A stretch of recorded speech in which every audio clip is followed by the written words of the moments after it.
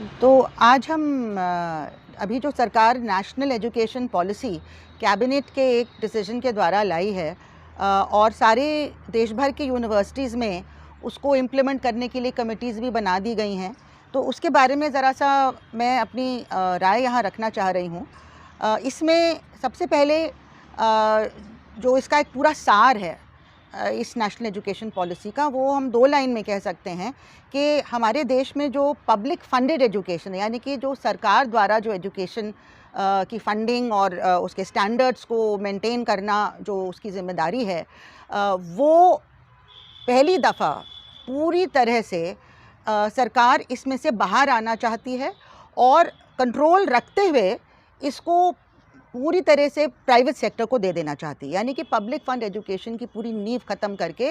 इसको hand over करना चाहती है मार्केट के फोर्सेस में, और इसको ये कहती है डीरेगुलेट हम करेंगे हायर एजुकेशन को और ऑल एजुकेशन को, पर्टिकुलरली हायर एजुकेशन को। और दूसरा है कि एक सेंट्रलाइज तरीके से हर अलग अलग इंस्टीट्यूशन में बोर्ड ऑफ गवर्नर्स डाला जाएगा जो अपने मर्ज़ी से सर्विस कंडीशंस, क्वालिफ़िकेशंस, बाकी जितने भी एकेडमिक डिसीजंस होते हैं अपना इंस्टीट्यूशन चलाने का, वो बिना कोई बाहर से रेगुलेशन आए अपने आप तय करेंगे और उसी को चलाएंगे। तो ये एक सार इसमें यही है कि आपका जो पब्लिक फंडेड एजुकेशन जो सरकार अभी तक अपनी जिम्मेदारी समझती थी, जो राधाकृष्णन कमीशन ने 1948 से लेके 1964 में कोठारी कमीशन ने बार बार इसको अंडरलाइन किया कि हमारे देश में अगर हमें सही मायने में डेमोक्रेसी लानी है तो हमें अपने जनता को एम्पावर करना है एजुकेशन के साथ, ताकि देश का हर नागरिक अपनी पूरी क्षमता रियलाइज़ कर सके और अपने देश में उसके भविष्य को बनाने में उसका एक कंट्रीब्यूशन रहे, अपना भविष्य, समाज का भविष्य और देश का भविष्य। तो ये जो समझ थी हमारे फाउंडिंग फादर्स में, जिन्होंने कॉन्स्टिट्यूशन तैयार किया था इसी नज़रिए से, वो पहली दफ़ा पूरी तरह से अबैंडन किया जा रहा है। क्योंकि अगर आप प्राइवेट सेक्टर को हैंड ओवर कर देंगे तो जाहिर है कि सरकार जो जनता की सरकार है, जो जनता के पैसे से जो सरकार चलती है, उसकी इसमें जिम्मेदारी नहीं रहेगी कि एक एजुकेशन जो फ्री सबको मिलना चाहिए, चाहे वो कितना गरीब क्यों ना हो, और उसकी क्या क्वालिटी होनी चाहिए। इससे सरकार अगर अपने आप को बाहर कर देती है तो ये एक कोई भी जैसे कोई धंधा है उस तरह से अगर चलेगा तो हमारे 95% से ज़्यादा नागरिक इससे बाहर हो जाएंगे, क्योंकि वो अफोर्ड भी नहीं कर पाएंगे और इसकी क्वालिटी पे भी बहुत सवाल चिन्ह लग जाएंगे कि किस तरह की क्वालिटी होगी जो हमारे एजुकेशन को बढ़ावा देगी कि उसको और ट्रिवियलाइज़ कर देगी, सप्रेस कर देगी और एक तरफा टाइप की एजुकेशन दी जाएगी जो कॉर्पोरेट सेक्टर को सूट करता हो। तो ये बहुत ही नटशेल में मैं कह रही हूँ। दूसरा ये है कि मैं ये कहना चाहती हूँ कि अगर हम चाहते हैं कि हमारे आगे आने वाली पीढ़ी को भविष्य में जैसे अगर क्वालिटी एजुकेशन हम देना चाहते हैं और अफोर्डेबल भी होना चाहिए, यानी कि फ्री होना चाहिए। तो अफोर्डेबल आज के दिन में क्या है, जब आप किसी को आमदनी नहीं दिलवा सकते हैं, जब आप रोज़गार नहीं दिलवा सकते हैं, तो आपको कोई भी पैसा डिमांड करने का कोई हक नहीं है। ये हर नागरिक का हक है, क्योंकि हर नागरिक कहीं ना कहीं देश के जो रेवेन्यू है उसमें कंट्रीब्यूट करता है, टैक्स देता है, कुछ भी मार्केट में ख़रीदता है तो उस पर टैक्स देना पड़ता है। तो वो आपको सरकार को वापस जनता को कैसे दें, एजुकेशन उसमें एक बहुत बड़ा एक ज़रिया है जो सरकार की ज़िम्मेदारी होनी चाहिए। तो इसमें अगर हम चाहते हैं कि क्वालिटी मेंटेन रहे एजुकेशन में, ख़ास तौर से हायर एजुकेशन में, तो इसमें क्यों एक बहुत बड़ा रोल जो है वो होता है डेमोक्रेटाइजेशन का। तो आपको सबसे पहले मैं ये कहना चाहूँगी, जैसे मैं 40 साल से पढ़ाती आई हूँ, तो मेरी अपनी राय जो इसमें है कि अगर आप एजुकेशन को, नॉलेज को की ग्रोथ के लिए आप एजुकेशन देना चाहते हैं, ताकि एक फ्रीडम हो, ताकि एजुकेशन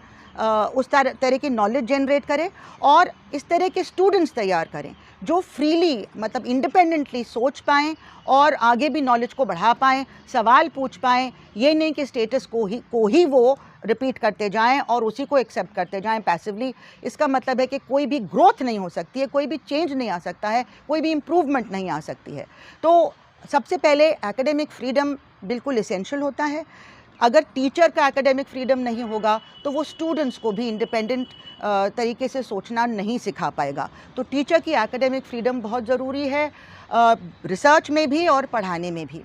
इसके लिए डेमोक्रेटिक स्पेसेस बहुत ज़रूरी हैं। सर्विस कंडीशंस इस तरह से ज़रूरी हैं कि टीचर को ये परेशानी ना हो कि मैं अगर इस तरह से पढ़ा रहा हूँ तो कोई नाराज़ होके मुझे नौकरी से ना निकाल दे, मेरा प्रमोशन ना रोक दे, मुझे मेरी लीव ना रोक दे, मुझे हज़ार तरीके से हैरेस ना करे। तो सर्विस कंडीशंस भी एक रूल के तहत चलते रहें जिससे उसकी एक सिक्योरिटी रहे। और दूसरा कि जहाँ जहाँ डिसीजन मेकिंग है यूनिवर्सिटीज़ में वो हायरार्किकल ना हो, और यूनिवर्सिटी एक हायरार्किकल स्पेस नहीं होता है। वहाँ पे वाइस चांसलर इक्वल्स में एक मतलब बराबर का एक कोऑर्डिनेट करने वाली उसकी एक स्थिति होती है, और प्रिंसिपल भी प्रिंसिपल एंड काउंसिल कहलाते हैं हमारे कॉलेजेस में। तो ये हायरार्की उसमें नहीं होती है, एक कलेक्टिव फंक्शनिंग होती है। और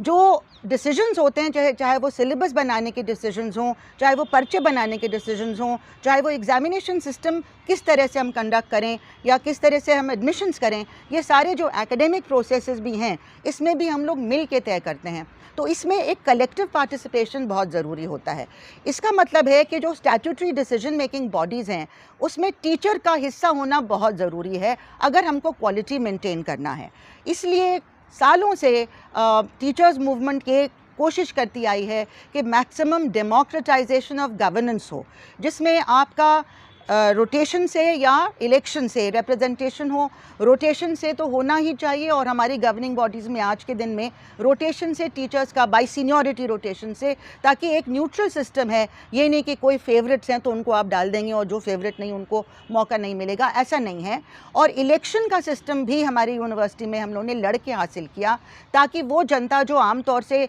जो ज़्यादा मतलब अपनी बात रखने में थोड़े से और साहस रखते हैं वो भी आ पाए और टीचर्स की आवाज़ें हमारी एकेडमिक काउंसिल, एग्जीक्यूटिव काउंसिल में पहुंच पाए। तो ये जो सिस्टम है इलेक्टेड रिप्रेजेंटेशन का और डेमोक्रेटिक स्पेसेस का जो हमारे परंपरा रही है, जिसकी वजह से टीचर कॉन्फिडेंट फील करता है कि हमारी बात ऊपर तक पहुंचेगी और मैं फ्रीली अपनी बात रख सकता हूं, चाहे रिसर्च में, चाहे टीचिंग में, चाहे सिलेबस बनाने में। तो इन सब चीज़ों के लिए ये डेमोक्रेटिक प्रोसेसेस बहुत ज़रूरी है। अब इस नेशनल एजुकेशन पॉलिसी में क्या हुआ है, और बाद में मैं इसकी बात भी रखूँगी कि ये सिर्फ अलग से एजुकेशन पॉलिसी की बात हम नहीं कर रहे हैं। हम देखना चाह रहे हैं इस कॉन्टेक्स्ट में कि ये पॉलिसी उस टाइम पे आ रही है जब बाकी भी देश के जितनी भी डेमोक्रेटिक प्रक्रिया हैं अलग अलग एरियाज़ में, वहाँ भी किस तरह से उनको दबाया जा रहा है, ख़त्म किया जा रहा है। सबसे पहले एजुकेशन का मसला है, तो इसमें आप देखेंगे नेशनल एजुकेशन पॉलिसी में मैंने ऑलरेडी बता दिया है कि आपका जो एक बाहर से एक रेगुलेशन आता था कि आपके सर्विस कंडीशंस, चाहे वो तनख्वाह हो, चाहे वो रिक्रूटमेंट पॉलिसी हो, चाहे वो प्रमोशन पॉलिसी हो, एक वो तय हो जाता था कि ये आपके पैरामीटर्स हैं, इसी के अंदर सारे इंस्टीट्यूशंस उसको मेंटेन करेंगे। एक स्टूडेंट टीचर रेशो ऐसा होगा और फीस इतनी होगी, इससे ज़्यादा नहीं होगी। ये सारी चीज़ें जो थी वो रेगुलेट करती थी जनता के इंटरेस्ट को ध्यान में रख के, एक UGC नाम की हमारी संस्था। लेकिन आज के दिन ये कहा जा रहा है कि सारे इंस्टीट्यूशंस, हायर एजुकेशन इंस्टीट्यूशंस वो अलग होंगे, कोई एफिलिएटिंग सिस्टम नहीं होगा, और एक एक higher education system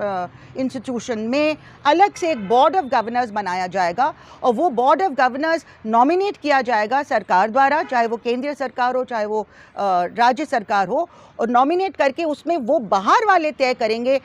A to Z एक एक प्रक्रिया पूरे इंस्टीट्यूशन की, स्टार्टिंग विद कौन कोर्सेज पढ़ाए जाएंगे, कितना स्टूडेंट टीचर रेशो होगा, कितने टीचर्स रखे जाएंगे, उनकी तनख्वाह क्या होगी। ज़रूरी नहीं कि सबको बराबर की तनख्वाह दी जाए, और स्टूडेंट्स की फ़ीस क्या होगी, वो एक एक बोर्ड ऑफ गवर्नर्स BOG तय करेगा। तो ये अपने आप में एक बहुत बड़ा एक मसला हो गया है कि आपका जो एक प्रोटेक्शन रहता था सर्विस कंडीशंस के मामले में, कि बाहर से रेगुलेशन जो था उसको अगर आप कोई वायलेट करता तो उसमें आप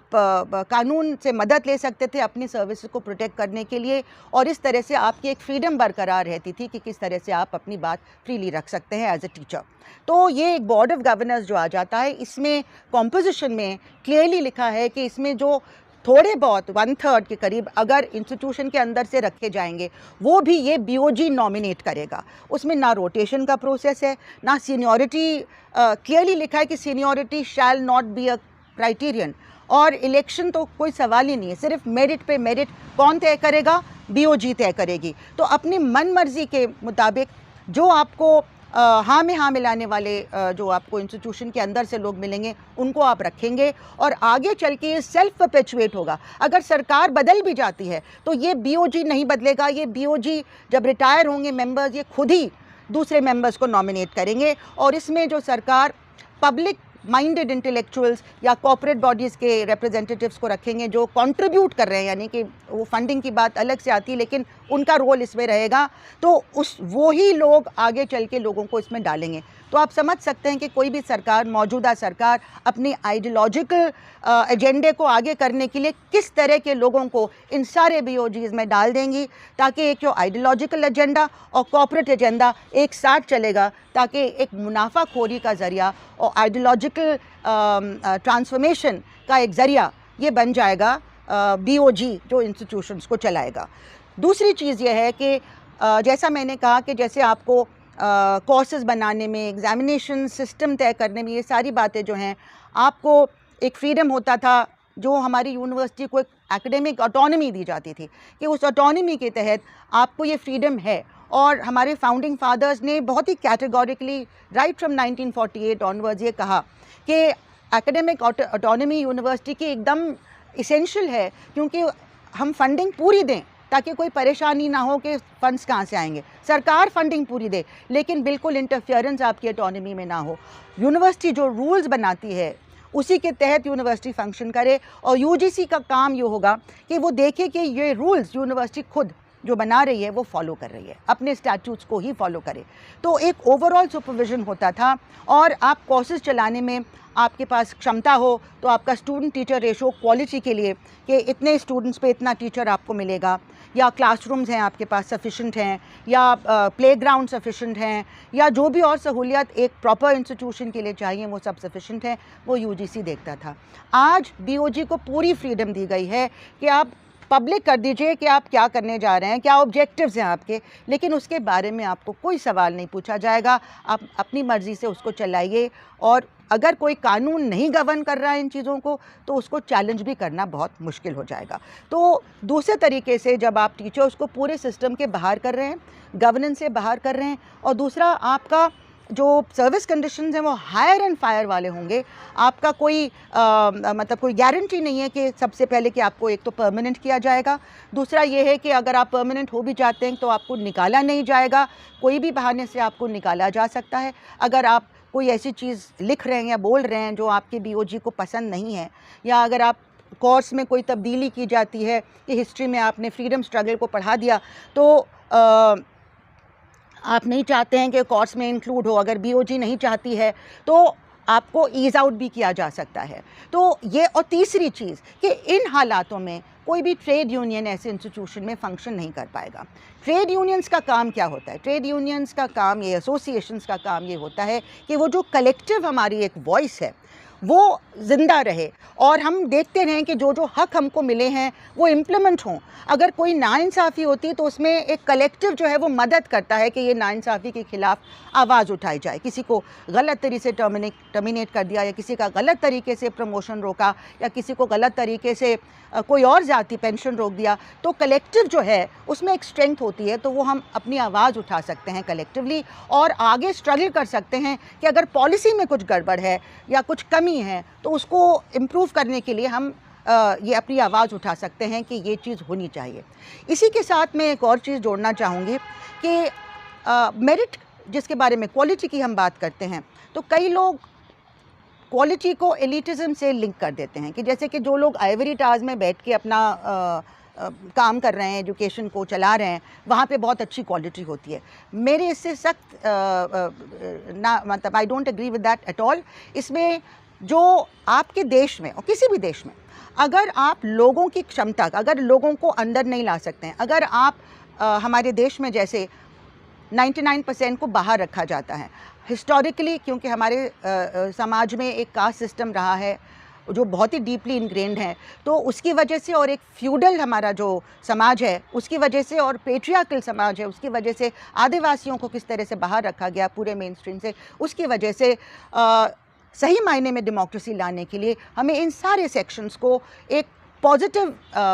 एक्शन के थ्रू इंक्लूड करना है अपनी एजुकेशन सिस्टम में। इसी वजह से हम लोग कई सालों से स्ट्रगल कर रहे थे कि जो रिजर्वेशन पॉलिसी हमारे कॉन्स्टिट्यूशन में दी गई थी, पहले SC ST के लिए और फिर OBC के लिए, जो सिर्फ मंडल कमीशन के बाद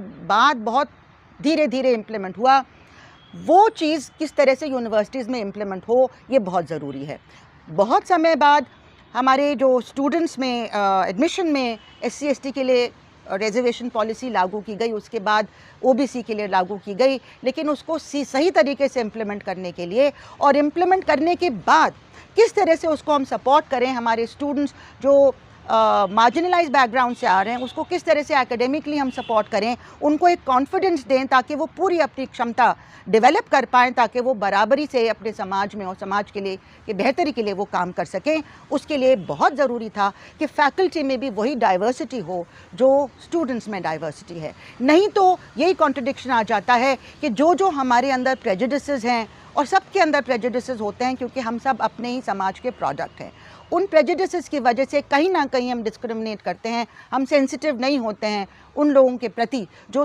थोड़े अलग टाइप के समाज से आ रहे हैं, और इस वजह से लोग ड्रॉप आउट करते हैं या जैसे रोहित वेमुला के केस में खुदकुशी करते हैं। ऐसे हज़ारों केसेस हुए हैं और बहुत कम हाईलाइट हुए हैं जहाँ पे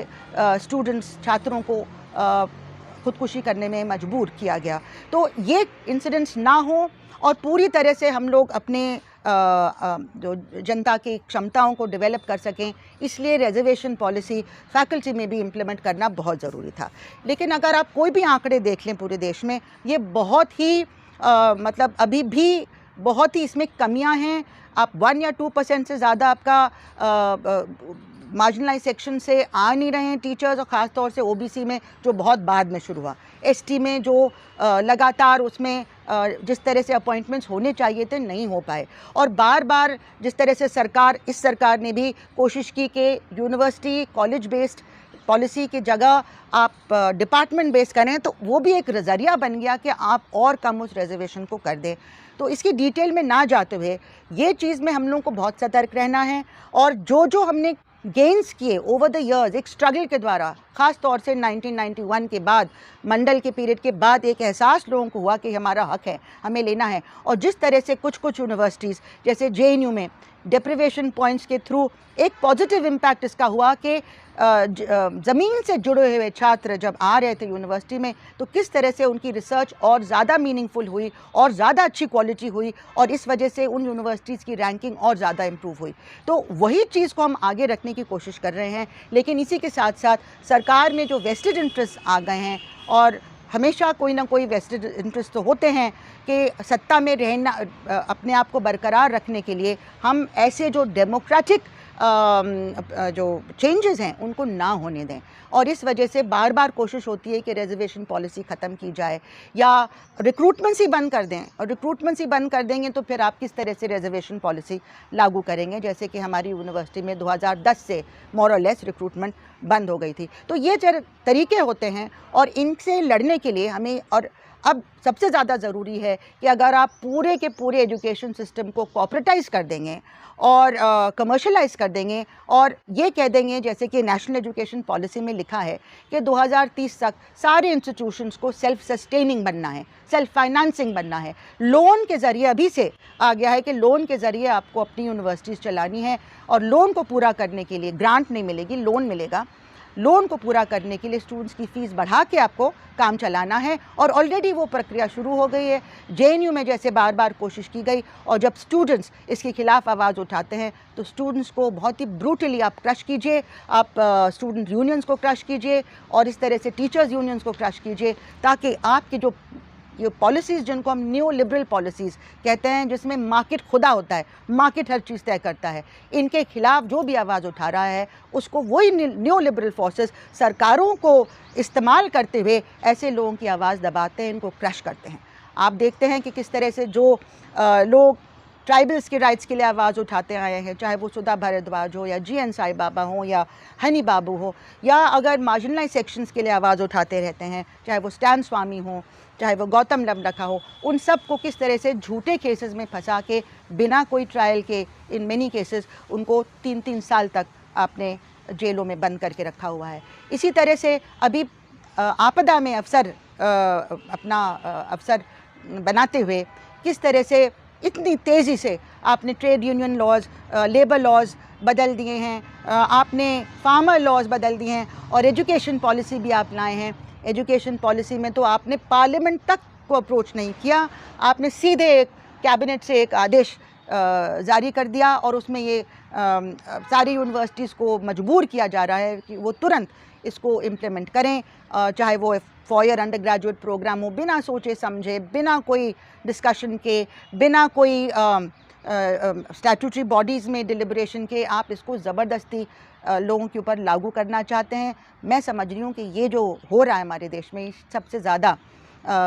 एंटी नेशनल एक्टिविटी चल रही है, क्योंकि ये देश के इंटरेस्ट के ख़िलाफ़ है। ये हमारे कॉन्स्टिट्यूशन में जो हमारे वैल्यूज़ जो लेड डाउन हैं उनके ख़िलाफ़ है और इसी वजह से हम लोगों को आप तक ये बात ले जानी है कि आप भी, क्योंकि ये पूरी जनता को अफेक्ट करेगा। अगर एजुकेशन ख़त्म हो गया तो हमारी डेमोक्रेसी ही ख़त्म हो जाएगी, हमारी सोचने की क्षमता ख़त्म हो जाएगी। इसलिए सब साथियों से अपील है, पूरे देश में सारे साथियों से अपील है कि इस मुहिम में, इस नेशनल एजुकेशन पॉलिसी के ख़िलाफ़ अपनी आवाज़ उठाइए और अपनी यूनिवर्सिटीज़ को और अपने स्कूलों को ख़त्म होने से